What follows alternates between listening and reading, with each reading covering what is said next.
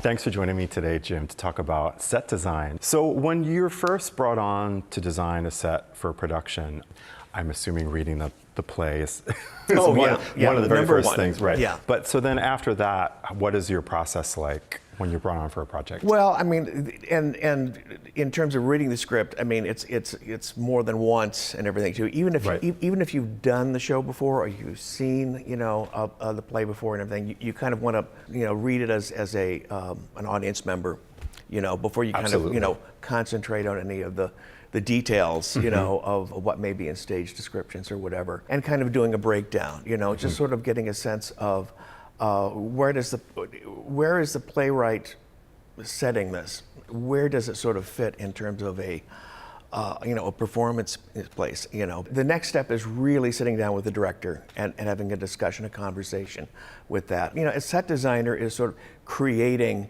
the environment that the play is going to live in for that evening. Absolutely. And it is different depending on who your collaboratives are, and then obviously the director takes the lead in that. For me, I'm really interested in what his point of view is. Where does he want to go with presenting the play to the audience, and in what way? Right. Well, that's a great segue to talk about Yeah. our relationship with 39 Steps. So often, the 39 Steps, the conceit for that world you're talking about is set in an old vaudeville theater. And as I often do when I'm directing, I think about how can I put our stamp on it or do something different. So my initial idea when we spoke was not playing to the kind of theater aesthetic, but pointing towards Alfred Hitchcock, who made, of course, the film version, which this play spoofs, and setting our world in his studio filming the movie, which I thought would be a fun switch up. So what was your response initially to that? I loved it. I loved it. I mean, I thought it was great. I thought it was a good choice because it sort of fit, the background and everything of the piece. And what also was nice that we both realized is that the studio theater that we're putting it in, when you go look at the nuts and bolts of the bones of the place, kind of looks like a vacant studio soundstage. The research images spoke to what we actually have in our space.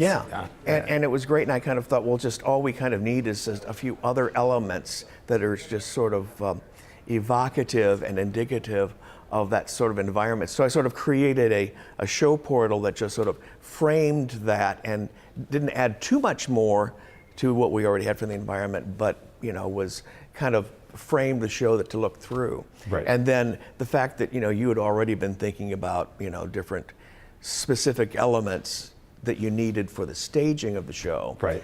And the fact that we kind of wound up sort of developing, well, what other kind of pieces can we have that sort of look like part of a studio environment that are sort of grabbed by the actors and turned into something else? So then once you have your concept, what is your next step in regard to working collaboratively with the other designers? They're all sort of interwoven. I mean, you can't have the costumes and the set not in the same sort of color scheme, color palette. The same thing with the lighting designer. You all have to be talking in the same language to have a sort of a cohesive concept. So, I mean, sometimes the set designer may take the lead in terms of the overall visual look with that. Right. But more often than not, there's a melding of all of those and sort of kicking off on different ideas that all the the collaborators have. And in our world here for 39 Steps, there's also a property designer. Right. So everybody's sort of contributing. Right. But then when you actually see things start happening in the technical rehearsals and the final dress rehearsals, and you see that that's not working the way we thought it was gonna work, or there's some really great surprises. Right. Well, thank you so much for joining me for this conversation. And as always, it's great working with you. Thank you, Jim. You too. Thank you.